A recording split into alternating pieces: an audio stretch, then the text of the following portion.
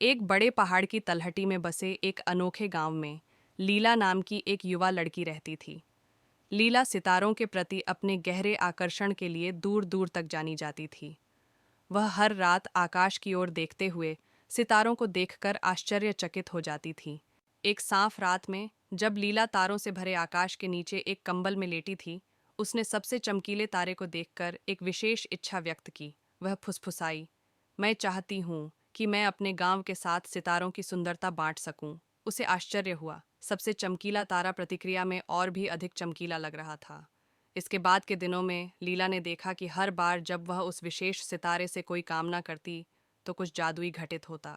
उनकी पहली इच्छा अपने गांव में रोशनी लाना थी, क्योंकि वे टिमटिमाती लालटेन और धीमी मोमबत्तियों पर निर्भर थे।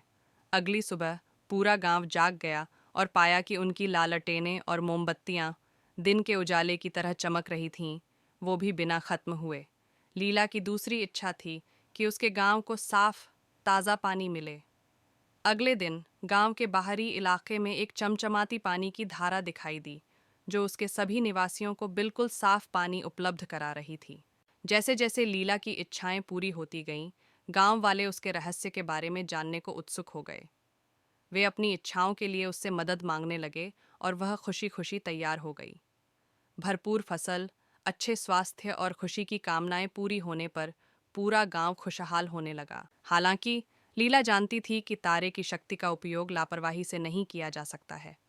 उन्होंने ग्रामीणों को चेतावनी दी कि उन्हें केवल वही इच्छाएं करनी चाहिए जो दिल से शुद्ध हों और सभी के लाभ के लिए हों।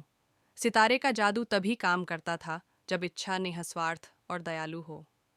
जैसे ही गांव अपनी अविश्वसनीय समृद्धि के लिए जाना जाने लगा, लीला और तारे की शक्ति की खबर पड़ोसी शासक राजा रोलैंड के कानों तक पहुंच गई।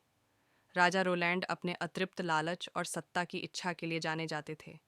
उनका मानना था कि तारे का जादू उन्हें देश का सबसे शक्तिशाली शासक बना सकता है, और उन्होंने इसे अपने लिए लेने का फैसला किया। एक शाम जब लीला तारे पर अपनी रात्रि कामना कर रही थी, राजा रोलैंड के सैनिक गांव में पहुंचे। उन्होंने लीला को पकड़ लिया और उसे राजा के भव्य महल में ले गए, जहां राजा रोलैंड ने मांग की कि वह अपनी स्वार्थी इच्छाओं को पूरा करने के लिए स्टार के जादू का उपयोग करे। हालांकि लीला को तारे की असली ताकत का पता था और इसका इस्तेमाल लालच के लिए नहीं किया जा सकता था। उसने राजा के अनुरोध को यह कहते हुए अस्वीकार कर दिया कि तारे का जादू सभी के लिए खुशी और समृद्धि लाने के लिए है, न कि किसी एक व्यक्ति की महत्वाकांक्षाओं को पूरा करने के लिए। क्रोधित होकर राजा रोलैंड ने लीला को एक इमारत में कैद कर दिया, इस उम्मीद से कि वह उसे अधीनता के लिए मजबूर कर सके।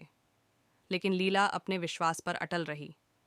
वह अपनी जेल की कोठरी से तारे के प्रति निस्वार्थ इच्छाएं करती रही, यह आशा करते हुए कि जादू उसके गांव की रक्षा करने का कोई रास्ता खोज लेगा।